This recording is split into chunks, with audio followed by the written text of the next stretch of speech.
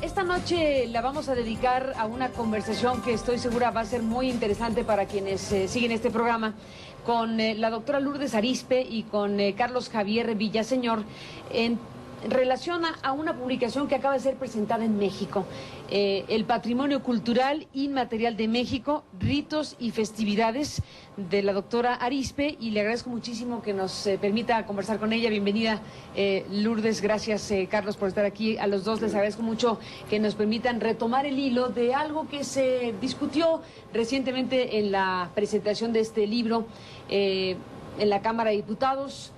Se presentó este libro bajo el auspicio de la UNAM, del Consejo Nacional para la Cultura y las Artes y de Editorial Porrúa. Y bueno, pues estamos frente a uno de los, como decías tú en la presentación, Carlos, primeros mapas hechos en México para orientar los caminos que siguen en el patrimonio cultural inmaterial y en la construcción de la sociedad. No estamos frente a algo inamovible, no estamos frente a un pasado pétreo, ni mucho menos. Es lo más vivo que pueda existir para una sociedad. Y bueno, pues estamos aquí frente a dos autoridades en la materia. La doctora Lourdes Arizpe, a lo largo de muchos años, ha sido sin duda una de las figuras más destacadas en México y a nivel internacional en esta materia. Así que bueno, con motivo del Patrimonio Cultural Inmaterial de México como publicación, les agradezco que hayan acudido a esta invitación. Y bueno, pues no solo se trata de lo bello, de lo hermoso, de lo que puede uno seguir de cerca con las tradiciones, con la cultura mexicana, sino la entraña misma y la importancia que tiene esto para México y por supuesto en cada uno de los países que pueden estar viendo este programa, para cada una de las naciones y las sociedades. Así que, si te parece, Lourdes, te pregunto y te planteo, cuéntanos de qué es esto, qué significado tiene, para qué sirve. ¿Cómo no? Me da mucho gusto que esté suscitando tanto interés, y esto se debe que desde hace cerca de 15 años hay un interés, no solo en México, sino en todos los países del mundo, por tratar de rescatar aquello de las tradiciones que todavía se quiere salvaguardar frente a los nuevos cambios culturales que trae la globalización, los medios de comunicación, el internet, etc. Este interés es el que nos empujó hacia hacer una nueva definición, patrimonio cultural intangible. La gente dice, ¿y eso qué es? Bueno, es el folclore, pero pensado ya de una manera más científica, más política, más social. ¿Y por qué era necesario? Porque justamente frente a esta transformación cultural estamos viendo fenómenos muy interesantes. Estamos viendo que los jóvenes de pronto se interesan por la identidad y empiezan a decir, bueno, ¿y nosotros qué somos? Y hay veces que los jóvenes son los que quieren rescatar las viejas tradiciones, aunque cambiándolas. Entonces, este clamor por un nuevo tipo de conceptualización acerca del patrimonio, en la UNESCO nos llevó a rescatar una recomendación sobre tradiciones y folclore que existía desde 89, y yo llevé lo que en México habíamos elaborado. México ha sido pionero en muchas de las iniciativas mundiales de cultura. Fue pionero en las políticas de conservación arqueológico, en las políticas de rescate etnográfico, esto allá en los 40 del siglo pasado, en las políticas de apoyo a comunidades indígenas. De esto nació el Museo Nacional de Antropología, que realmente cambió lo que eran los museos en el mundo, y esto se reconoce a nivel mundial.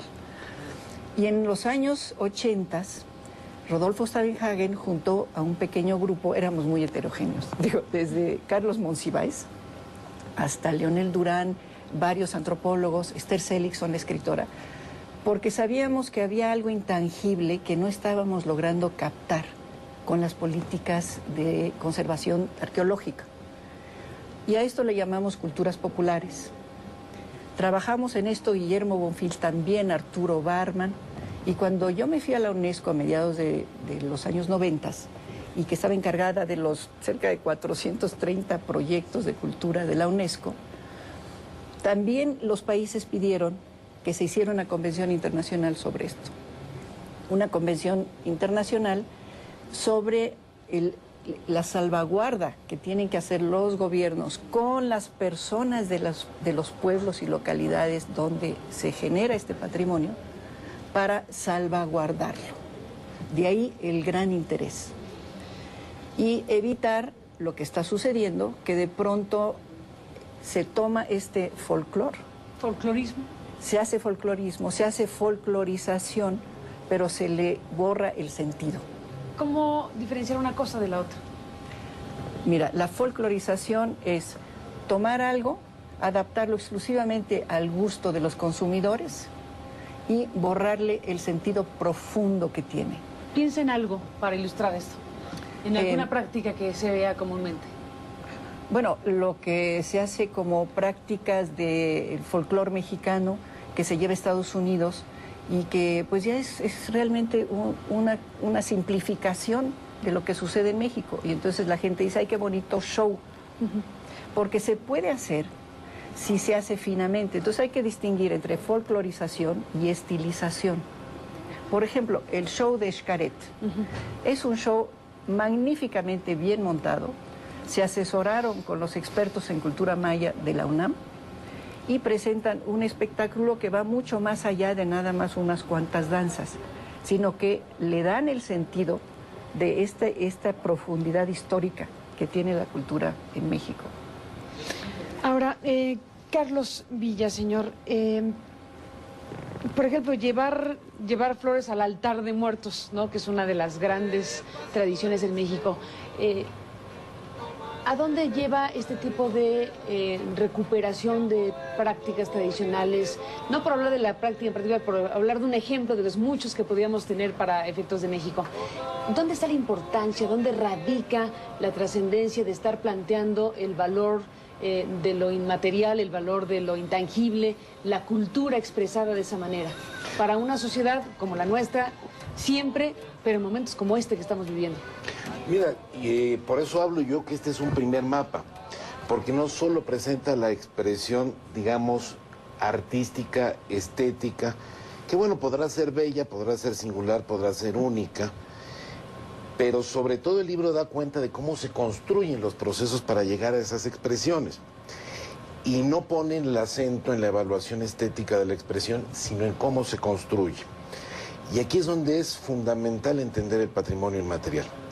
Para hacer las alfombras en Huamantla, para llevar a cabo un carnaval, para llevar a cabo una celebración del Día de Muertos o de una mayordomía, el proceso que lleva esto es de gentes que se reúnen, que dialogan, que se ponen de acuerdo, que jerarquizan sus necesidades, que generan puentes de confianza el uno en el otro, y que la tradición en México ha logrado mecanismos de regulación social, de convivencia pacífica y de resolución pacífica de las controversias muy refinados y con un trayecto histórico muy largo, y que los vemos reflejados en esto.